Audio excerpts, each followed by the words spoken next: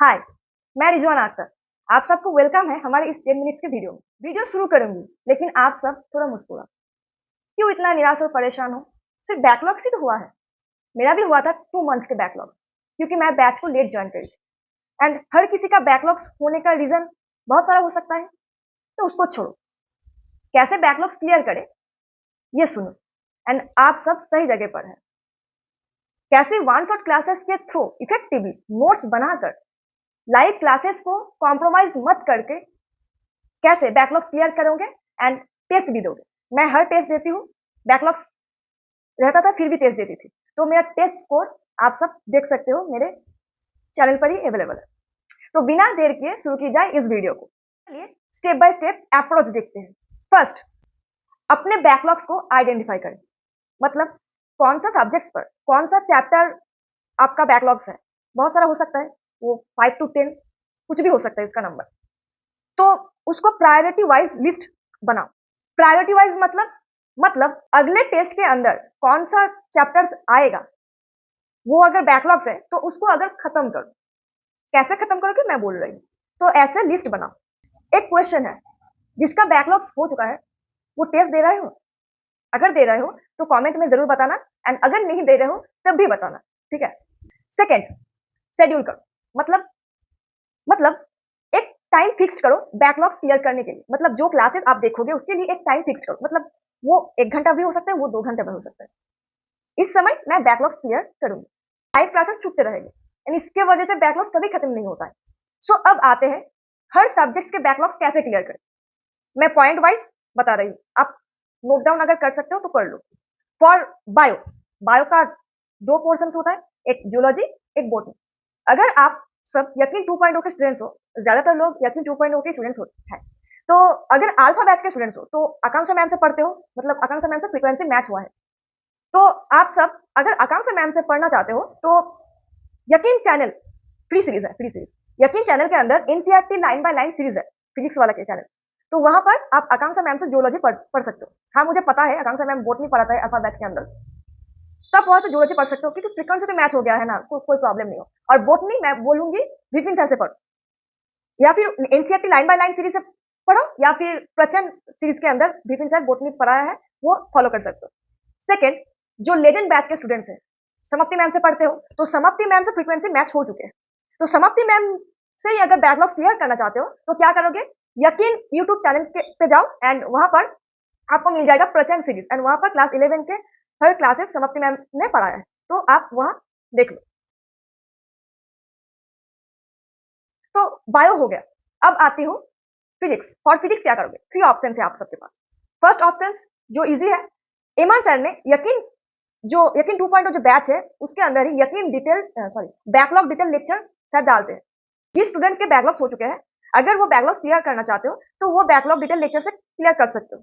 Second option, अगर मन नहीं करता है कि वो लेक्चर देखूंगी क्योंकि बहुत दिन पहले का लेक्चर है, अगर न्यू लेक्चर देखना चाहते हो तो क्या करोगे, हर दिन एक लेक्चर एक्स्ट्रा करोगे फिजिक्स के। कैसे करोगे सब बता दी, रुको। तो सेकेंड ऑप्शन हो गया। थर्ड ऑप्शन, अगर आप बैकलॉग अलग सर से क्लियर करना चाहते हो तो अलग सर के उम्मीद बैच से आप फिजिक्स के बैकलॉग क्लियर कर सकते हो। मोर देन इनफ है। क्वेश्चन प्रैक्टिस कैसे करोगे मैं बता रही हूँ। तो अलग सर के लेक्चर देखने के बाद क्वेश्चन प्रैक्टिस करने के डीबीपी तो है ही, लेकिन अगर यकीन के क्वेश्चन प्रैक्टिस करना चाहते हो क्लास नोट्स के, तो आपको वीडियो देखना नहीं पड़ेगा। आप क्या करोगे, नोट्स को खोलो एंड जितना भी लेक्चर्स है उसका पीडीएफ नोट्स ओपन करो एंड उसके अंदर जितना भी क्वेश्चन है उसको देखो। खुद पहले अटेम्प्ट करो, अगर नहीं कर पा रहे हो तो वीडियो सॉल्यूशन देख लो, ठीक है। मैं ऐसा करती हूँ। तो फिजिक्स का बैकलॉग्स कैसे क्लियर करोगे, कहां से करोगे, ये बता दिया। कैसे करोगे मैं बताती हूँ। फिजिक्स खत्म हो गया, अब फिजिकल केमिस्ट्री। अगर अल्फा बैच के स्टूडेंट्स हो तो सुधांशु सर से पढ़ते हो, तो बैकलॉग्स भी सुधांशु सर से ही क्लियर करना चाहते हो आप सब लोग।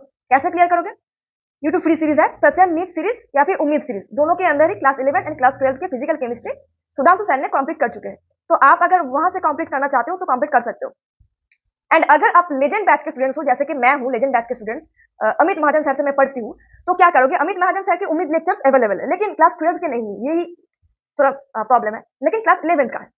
तो फिजिकल केमिस्ट्री के क्लास 11 का जो पार्ट है वो आप उम्मीद से कर सकते हो, लेकिन जो क्लास 12 के पार्ट है, लाइक सॉल्यूशन जो अभी चल रहा है, केमिकल काइनेटिक्स एक्सेट्रा, ये सब कैसे क्लियर करोगे। ये सब क्लियर करने के लिए यकीन जो 2.0 बैच है उसको ही फॉलो करना पड़ेगा। एक लेक्चर डेली करना पड़ेगा, 1.5x पर देखना पड़ेगा या फिर 1.25x। आपको जैसा समझ आता है वैसे फॉलो करोगे। कैसे फॉलो करोगे अभी बता रही हूँ, मत जाओ। तो मैंने बता दिया वन शॉट लेक्चर्स कहाँ से देखोगे। मोस्ट इंपॉर्टेंट थिंग जो कोई नहीं बताता है कि कैसे क्लियर करोगे। लेक्चर्स तो मुझे मालूम है, लेकिन लाइव क्लासेस को कॉम्प्रोमाइज मत करके बैकलॉग्स को क्लियर कैसे करोगे, नोट्स कैसे बनाओगे, यही सबसे प्रॉब्लम है।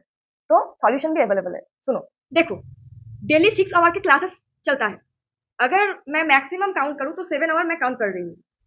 तो मेरा फर्स्ट यही सॉल्यूशन है कि आप सब लाइव क्लासेस मत देखो, क्योंकि बहुत टाइम चला जाता है। तो क्या करोगे, आज का जो क्लासेस 3 लेक्चर्स हुआ है वो बाद वाले दिन शुरू करो एंड स्पीड थोड़ा बढ़ाकर शुरू करो। अगर आपको 1.5x पर समझ आता है तो 1.5x पर देखो, अगर नहीं समझ आता है तो 1.25x पर भी देख सकते हो।